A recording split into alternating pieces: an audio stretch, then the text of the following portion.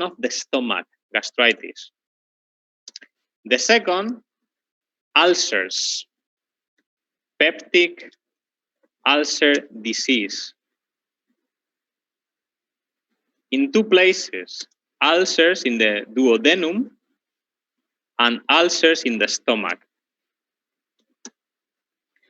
I will explain you later. And finally, and this is the first time for you to study this infection may cause cancers. This is the first time that we study a microorganism that causes cancers. Two types of cancers. Gastric cancer,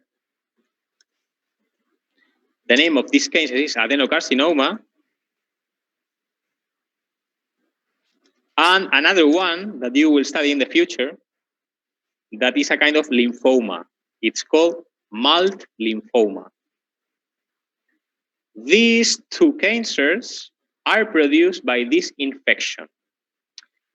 But something very interesting about pathogenesis. For Helicobacter pylori, the most important mechanism in the pathogenesis is not the bacteria. So we go back to the first class. When we studied the first class, we said that damage, disease, depends on two things, the microorganism and the host. In the case of Helicobacter pylori, it seems that most damage, possibly all the damage, depends on the immune system. So damage mostly depends on the host immune response. The inflammation. Most damage depends on the host immune system, not from the bacteria. The bacteria has virulence factors, yes, of course. And these virulence factors, we are going to mention 2 or 3. We are going to mention one enzyme, the enzyme urease, that you already know, and a toxin, the VAC-A toxin. These are the 2 most important. And there is another protein that we don't know exactly a function. There is another protein called CAG-A protein.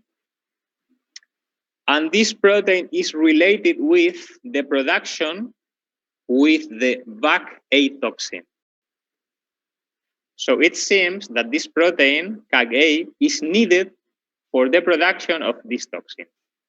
So remember the enzyme urease and remember the VAC-A toxin. Again, these virulence factors are not important in the damage. The most important pathogenic event is the host immune response. This is the most important. So we are going to try to explain this better in the PowerPoint.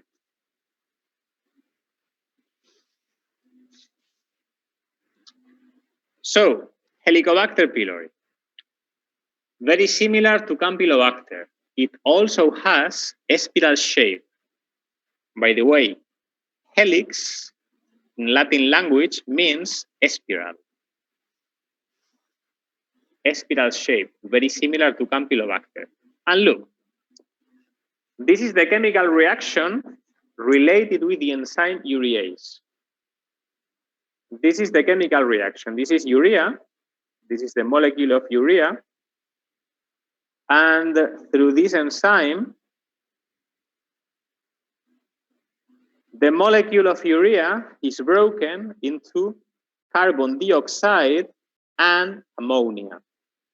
This is the chemical reaction, okay? Ammonia, this molecule, has a high pH. It has an alkaline pH. So this virulence factor is very important for the bacteria to survive in the stomach. The pH of the stomach is very low, it's acid. So it's very difficult for bacteria to survive. This enzyme is important because they increase the pH of the stomach, so they can survive better. That is the reason why this enzyme is a virulence factor, to survive in the acid environment of the stomach. Remember, the most important pathogenic event is the host immune response, inflammation. Why is this bacteria so important? Because most people in the world are infected. Around 50% of people in the world are infected. But in Vietnam, maybe more than 80% of people are infected. More than 80% of adults are infected. However, most people infected do not show any disease. So this is another example to explain the difference between infection and disease. Many people are infected, more than 80%, but very few people show disease. Why? Because most people infected, in most people, the bacteria is living in a colonization stage. Colonization, not disease. So most people tolerate the infection for years, for decades, without any symptom. This is a picture of the stomach. This is a picture of the stomach. Remember, the most common disease is gastritis. Here, in this area of the stomach, in the body of the stomach, this is the place where gastritis appears.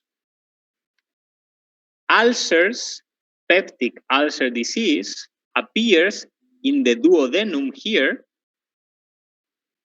and in this part of the stomach. These are the two most common diseases. Ulcers and gastritis, the most common. Every year, when I teach this class, I always show this picture. True or false?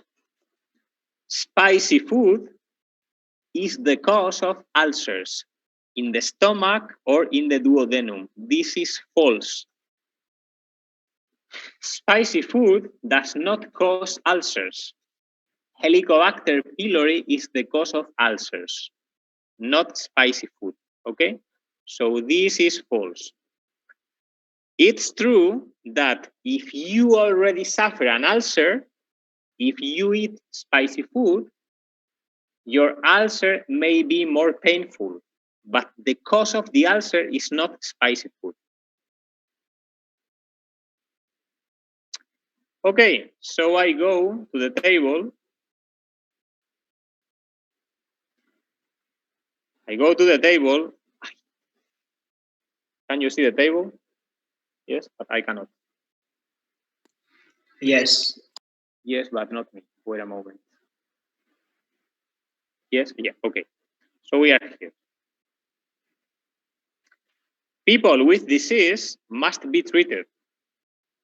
And the treatment is made with a combination of drugs. The most common combination of drugs against Helicobacter pylori is called triple therapy. This is the most common. Triple therapy means 3 drugs. But this is not the only combination. We have different combinations. This is the most common. This triple therapy is given for 14 days. We give 2 antimicrobials. We give amoxicillin. Amoxicillin is a penicillin. We give amoxicillin twice daily, 2 times a day. We give clarithromycin. Sorry. Clarithromycin. Clarithromycin is a macrolide. We give 2 times every day. And we give something different that is not an antimicrobial. We give a proton pump inhibitor. We give omeprazole. But we have different proton pump inhibitors.